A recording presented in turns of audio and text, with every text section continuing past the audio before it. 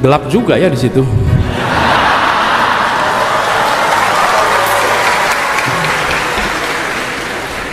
Iya, saya pas lewat situ UGM kok gelap ya gitu.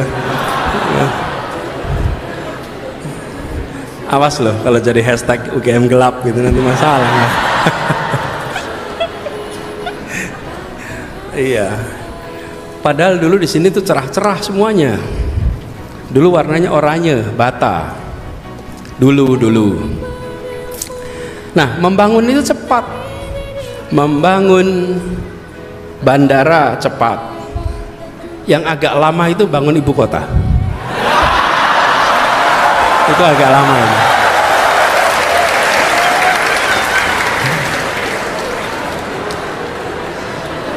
Tapi sebetulnya kalau di Jogja ini kita punya pengalaman.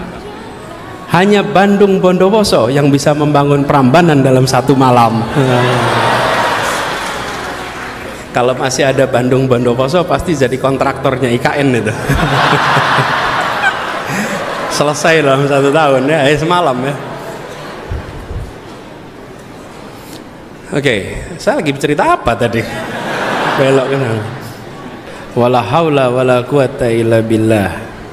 Allahumma sholli ala sayyidina Muhammad wa ala alihi wa ashabihi ajmain. Rabbi shrah li sadri wa yassir li amri wahlul 'uqdatan min lisani yafqahu qawli. Raditu billahi rabbah wa bil islami dinah wa bil Muhammadin nabiyya wa rasulah. Rabbi zidni ilman warzuqni fahmah. Amin. Amma ba'du.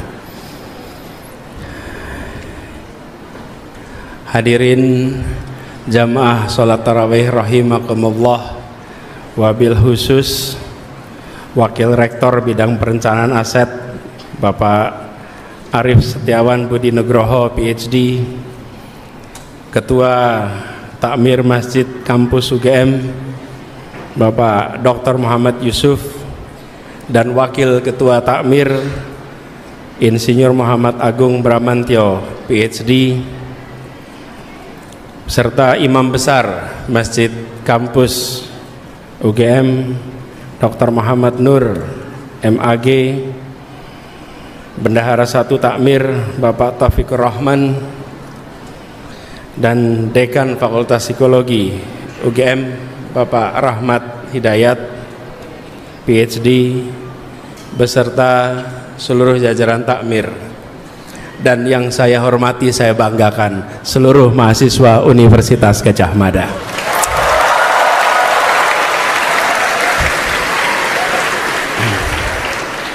Ternyata hujan tidak menghentikan langkah ya. Kalau cuman basah dihadapi ya. Tadi pada saat sholat isya hujannya agak deras sampai dengan selesai sholat. Ini rupanya memang takmir tidak biasa pakai pawang ya. Memang tidak biasa, tidak harusnya pakai pawang. Alhamdulillah kita semua berkumpul. Saya merasa bersyukur sekali bisa kembali ke Gadjah Mada.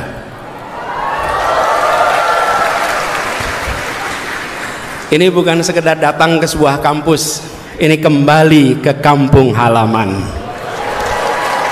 Ini kembali ke tempat dulu kita semua belajar di sini. Dan terakhir 2 tahun yang lalu. Tahun lalu memang tidak ada undangan. Udah tahu kenapa ya? Agak sensitif pada tahun lalu. Sekarang sensitifnya sudah hilang. Dan alhamdulillah suasana di sini terang benderang. Siapa bilang gelap?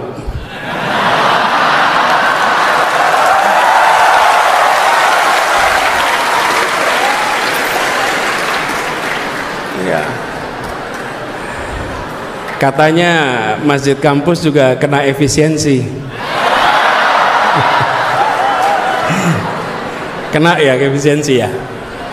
Mudah-mudahan mahasiswanya tidak kena efisiensi. Bukan cuman amin, perjuangkan. Betul tidak? Ya. Karena Gadjah Mada ini bukan cuma tempat belajar. ia tempat buat kegelisahan intelektual. Ini tempat untuk mempertanyakan banyak hal.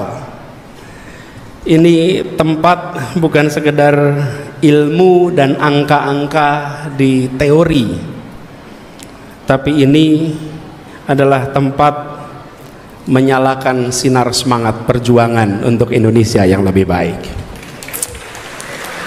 Jadi karena itu kalau kembali ke Gajah Mada itu rasanya lain, dan ke tempat ini pun rasanya begitu. Saya merasa terhormat betul bisa kembali ke sini dan mengingatkan kepada masa ketika dulu kuliah. Sama, kalau sedang RDK, waktu itu namanya RDK, Ramadan di kampus. Sekarang namanya apa ya? Masih sama.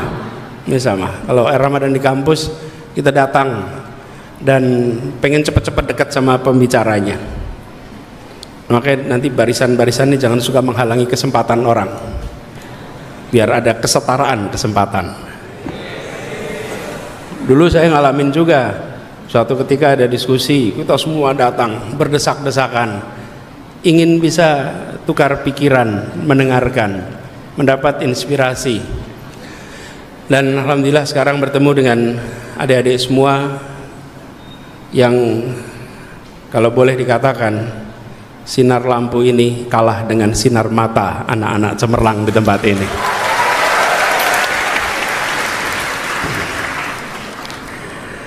Teman-teman sekalian, saudara-saudara semua, saya datang ke sini dapat tugas berbicara soal infrastruktur pendidikan dan kualitas manusia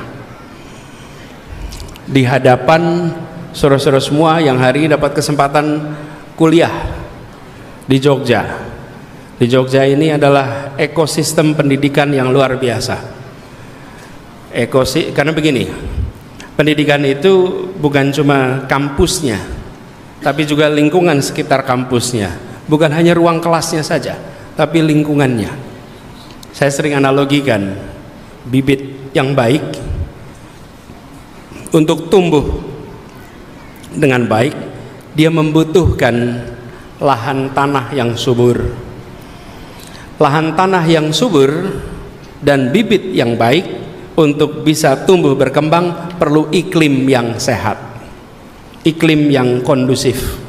Itulah sebabnya bibitnya adalah sang mahasiswa, sang pelajar, lahannya adalah kampusnya, sekolahnya, dan iklim sekitarnya adalah kota lingkungannya. Alhamdulillah Anda berada di Jogja yang itu sebuah kombinasi yang luar biasa. Karena itu mudah-mudahan teman-teman semua yang di sini bibit-bibit yang bisa tumbuh berkembang menjadi pribadi-pribadi bermanfaat di kemudian hari. Nah, pertanyaannya yang diberikan kira-kira begini.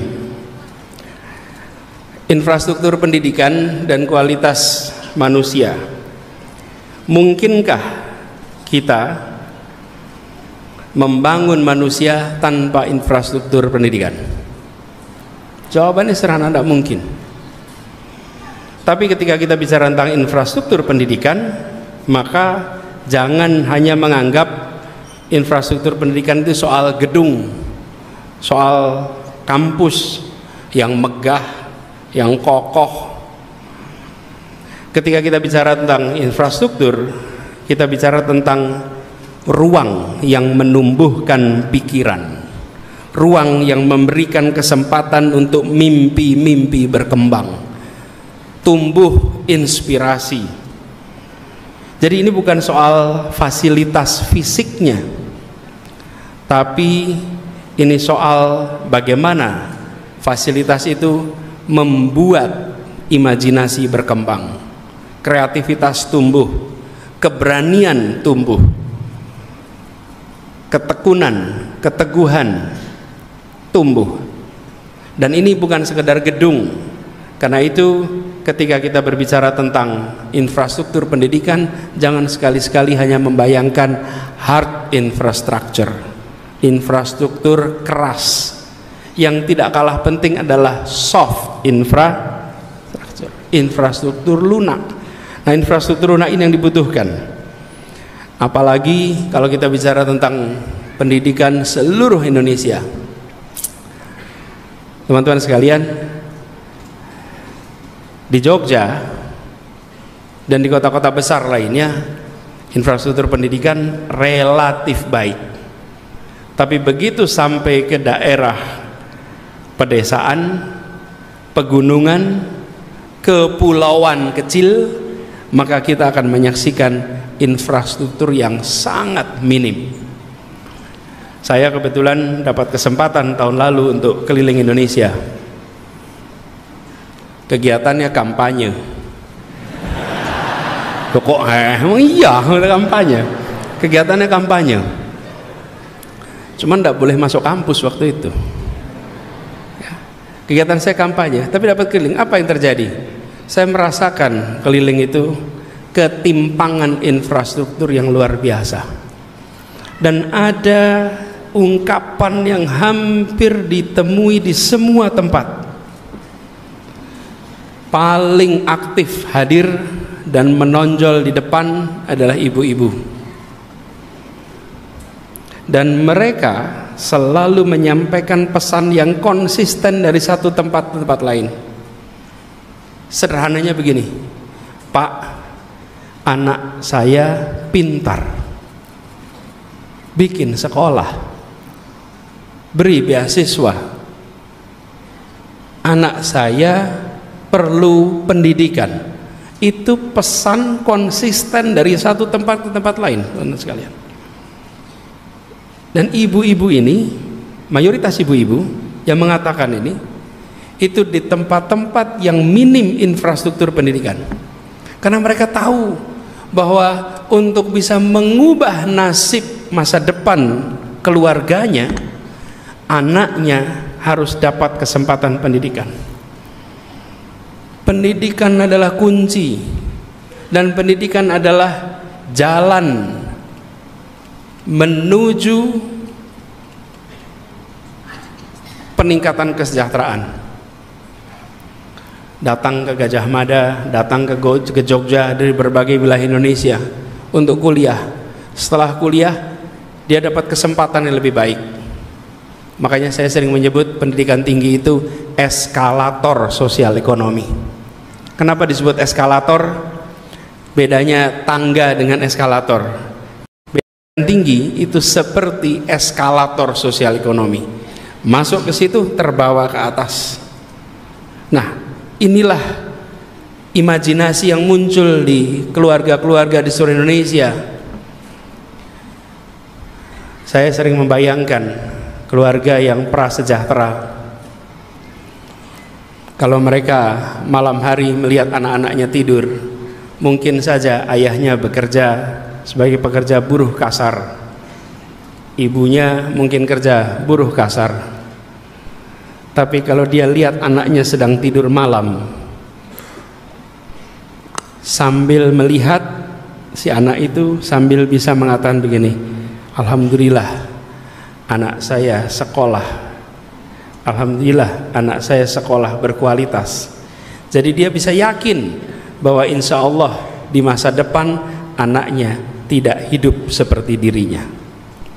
Tapi bila mereka buruh kasar, ibunya juga, dan anaknya tidak punya kesempatan untuk pendidikan, bayangkan sebagai orang tua, dia akan melihat anaknya dan membayangkan anaknya akan mengalami hal yang sama di masa yang akan datang.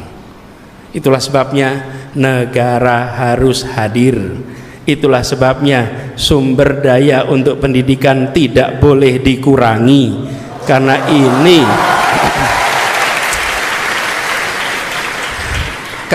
ini adalah eskalator sosial ekonomi. Jangan sampai sebagian dari kita sudah mendapatkan manfaat eskalator itu naik ke atas. Sesudah kita naik di atas, kita lupa saudara-saudara kita yang belum dapat kesempatan. Kita lupa. Saudara sekalian yang hari ini duduk di kursi-kursi pengambil keputusan, saya bisa jamin mayoritas kakeknya, neneknya buta huruf. Cek aja. Yang hari ini pengambil keputusan tanya, kakeknya dulu buta huruf tidak? Neneknya, saya hampir jamin ya. Pada saat Republik ini merdeka, 95% penduduk Republik ini buta huruf. Dan mayoritas kita waktu itu seperti itu. Pendidikanlah yang mengubah, pendidikanlah yang menaikkan kesempatan itu. Nah, di mana letak infrastruktur pendidikan? Infrastruktur pendidikan, kalau pendidikan itu dianggap jalan, maka infrastruktur pendidikan itu aspalnya yang menghaluskannya. Nih, saya berikan penjelasan analoginya. Kalau ada jalan tapi jalannya terjal, jalannya berbatu, jalannya penuh dengan hambatan, oke? Maka hanya mereka yang kuat yang bisa melewati jalan itu. Kuat secara apa? Kuat secara ekonomi, kuat secara sumber daya, dia yang bisa melewati jalan itu. Nih, kalau ke jalan Kaliurang itu terjal, mendaki sampai ke atas sana, sebutlah dari Pakem naik ke atas itu mulai mendaki, maka hanya orang-orang yang terlatih dan punya sumber daya yang bisa menaikinya. Tapi kalau di situ dibuat jalan yang halus, yang rata, maka siapa saja akan bisa mendaki jalan itu. Itulah infrastruktur. Infrastruktur mensetarakan kesempatan. Sekarang bayangkan sekalian, kalau lulus SMA itu jumlahnya 3,7, 3,8 juta lulus SMA. Pertanyaannya, ini buat teman-teman semua di sini yang sudah pada kuliah, ini kan termasuk lulusan 3,7 juta kan? Ini lulus SMA semua di sini ya? Memastikan saja. Kalau UGM-nya belum lulus jelas, tapi insya Allah nanti dapat ijazah. Kalau lulus.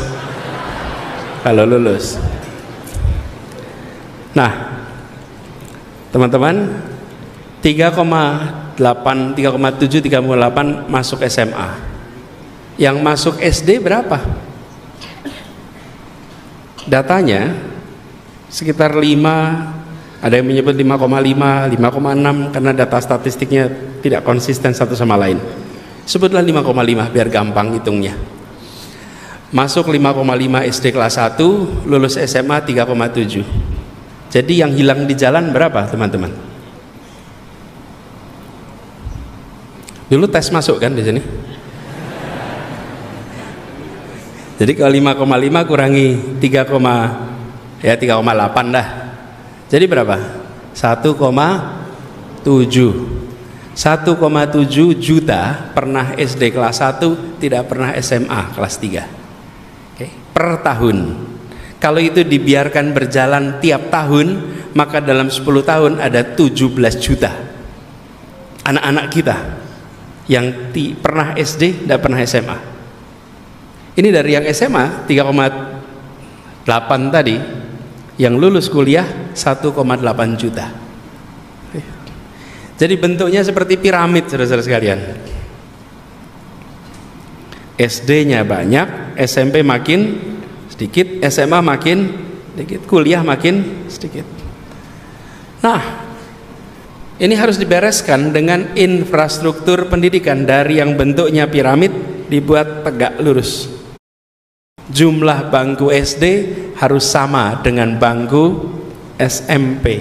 Bangku SMP harus sama dengan bangku SMA, SMK, sehingga setiap anak masuk kelas 1, orang tuanya yakin dia bisa selesai kelas 12. Ini yang dibutuhkan di negeri ini. Bila itu dikerjakan, maka insya Allah kualitas manusia kita akan bisa menjadi kualitas yang setara dan kompetitif dengan bangsa-bangsa lain di Republik ini.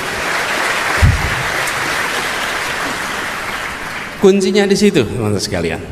Nah, inilah tantangan yang kita miliki, dan itu semua membutuhkan keseriusan. Tidak bisa dikerjakan sendirian. Untuk ini bisa dikerjakan, harus ada kemauan melihat pendidikan sebagai investasi.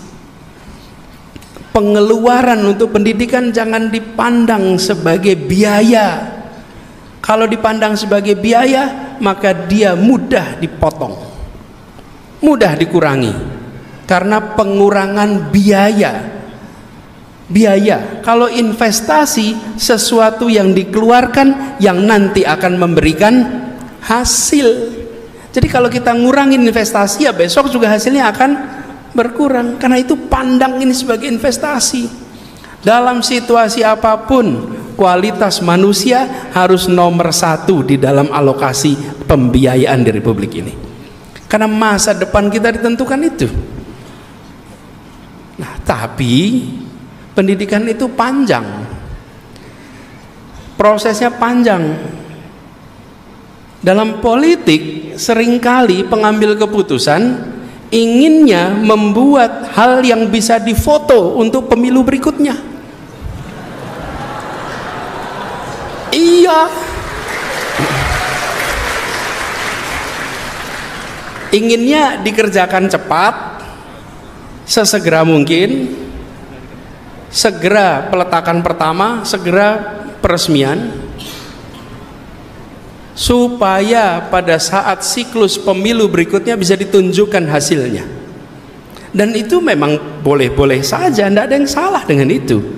Kan memang kebijakan mau ditunjukkan pada publik, bukan?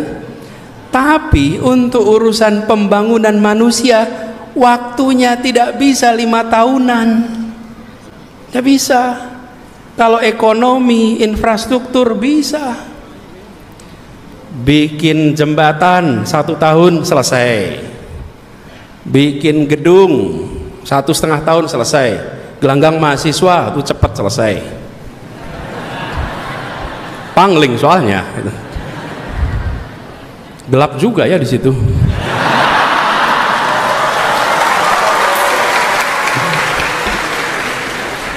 Iya, saya pas lewat situ UGM kok gelap ya gitu. Ya. Awas loh kalau jadi hashtag UGM gelap gitu, nanti masalah. Iya. Padahal dulu di sini tuh cerah-cerah semuanya. Dulu warnanya oranye, bata. Dulu. Nah, membangun itu cepat. Membangun bandara cepat. Yang agak lama itu bangun ibu kota. Itu agak lama ini.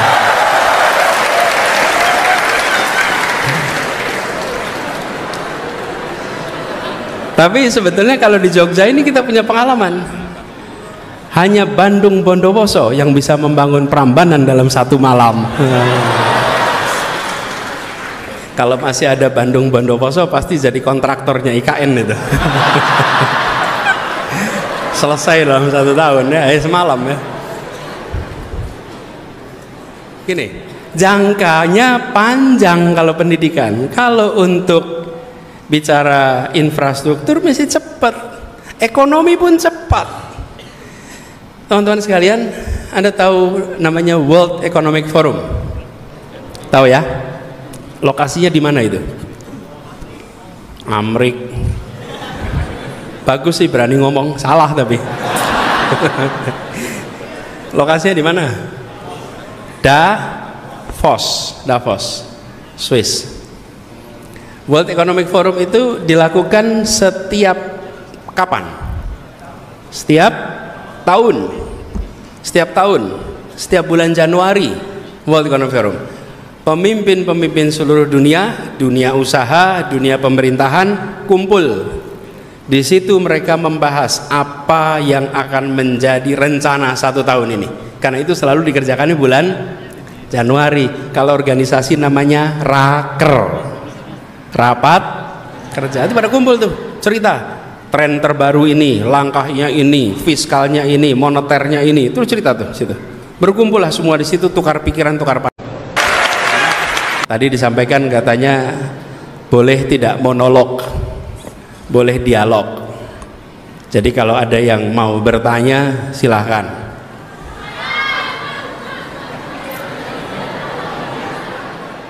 Izin pertanyaan, nama saya Isma Maryama Abdillah dari Panggilannya? Maryam dari SMA Negeri 1 Kota Magelang.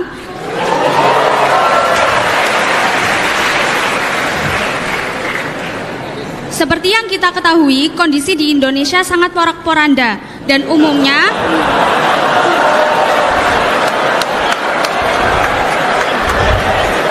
terima kasih. Yang mahasiswa kalah sama SMA. Dan umumnya sumber masalah ini berasal dari bagian pemerintahan.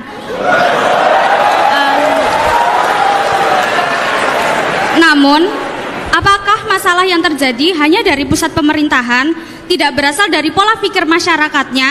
Jadi, bagaimana cara mengajar atau mengajak masyarakat untuk berpikir agar kita bisa menjadi bangsa Indonesia menjadi bangsa yang lebih terdidik? Tidak hanya untuk generasi muda, tapi juga untuk generasi tua yang sudah terlambat belajar. Terima kasih.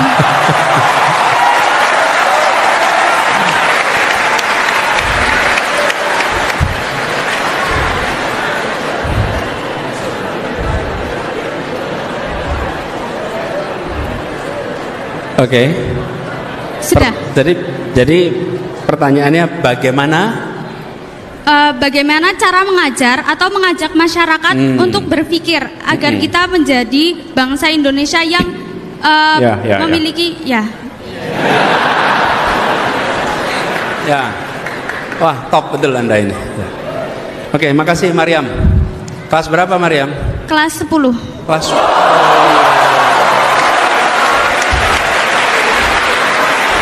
Anda Maryam dari Magelang? Iya. Naik apa ke sini?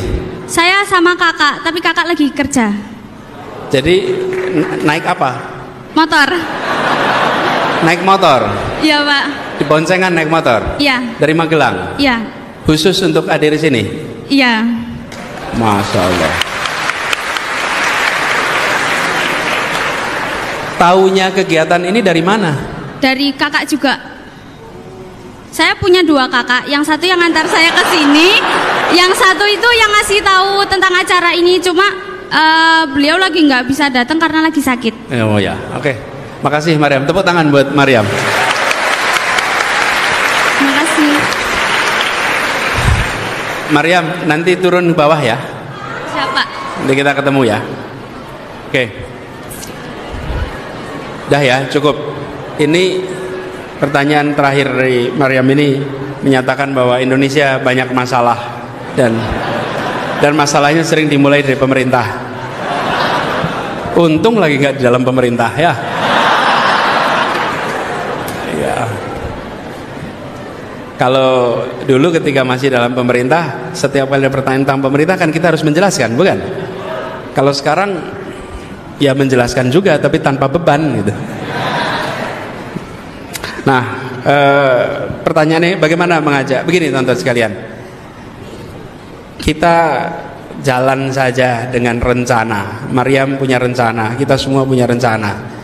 Rencana kita untuk hidup lebih baik di tingkat individu, kalau diakumulasi dia akan membuat bangsa kita lebih baik. Jadi, walaupun di pemerintahan ada masalah A, B, C, D, E, F, G, pastikan kegiatan Anda masing-masing adalah kegiatan yang baik, kegiatan yang produktif, kegiatan berikan manfaat, karena itu membuat akumulasi kebaikan. Jadi pesan saya itu. Nah, nanti kalau ada pemilu lagi, pilih yang benar. Ya, untuk ini bukan pilpres saja, DPRD kan, DPRD kabupaten, kota, DPR RI, pilkada, gubernur, wali kota, bupati, manfaatkan kesempatan itu.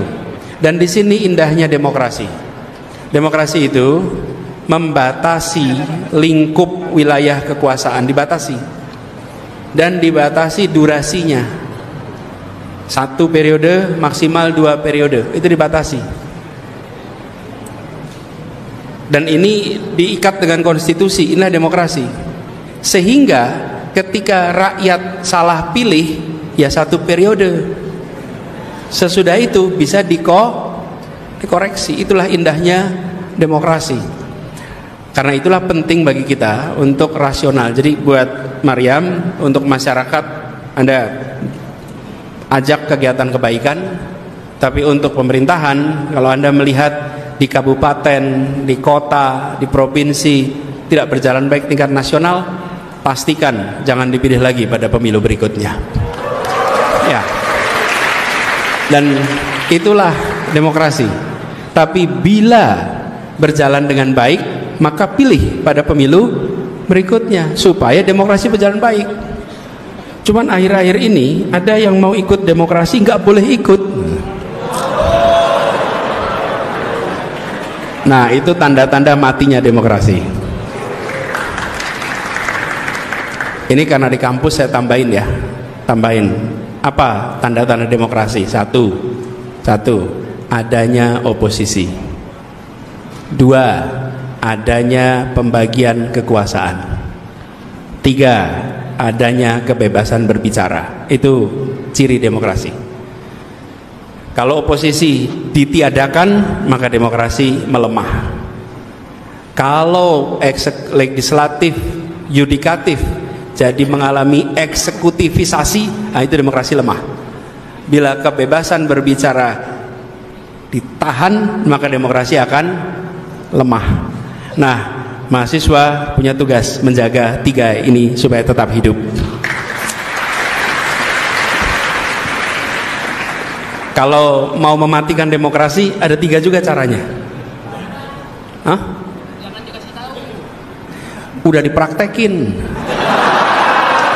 Ini jangan dikasih tahu katanya, udah dipraktekin. Satu,